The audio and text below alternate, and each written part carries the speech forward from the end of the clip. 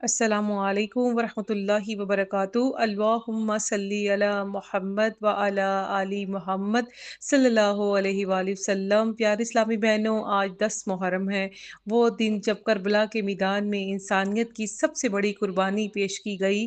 حضرت امام حسین نے اپنے خاندان، بچوں، جوان بیٹے علی اکبر، ننھے علی اصغر، بھائی عباس اور اصحاب سمت سب کچھ اللہ کی رضا کے لیے قربان کر دیا۔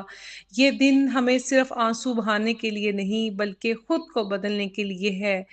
حضرت امام حسین نے نیزوں اور تیروں کے سائے میں بھی نماز قضا نہ کی۔ پیاری بہنوں، کیا ہم اپنی نماز کی حفاظت کر رہی ہیں؟ حضرت زینب کا حجاب کربلا کے بعد لٹا، مگر انہوں نے دین کی عزت پر سمجھوتا نہ کیا۔ پیاری بہنوں، ہم خود اپنے حجاب کی کیا قدر کر رہی ہیں؟ آج سوشل میڈیا پہ کیا ہو رہا ہے؟ حضرت زینب نے بھائی کی لاش اٹھائی، قید و بند سہے مگر صبر نہ چھوڑا۔ پیاری اسلامی بہنوں، ہم چھوٹی باتوں پر کیوں ہار مان لیتی ہیں؟ یہ دن صرف روزہ رکھنے کے لیے نہیں بلکہ زندگی بدلنے کا دن ہے۔ یہ دن ہم سے سوال کرتا ہے، کیا ہم بھی اپنے نفس، گناہوں اور دنیا کی محبت کو قربان کرنے کے لیے تیار ہیں؟ کیا ہم اپنے گھر میں دین کو زندہ کرنے والی زینب بن سکتی ہیں؟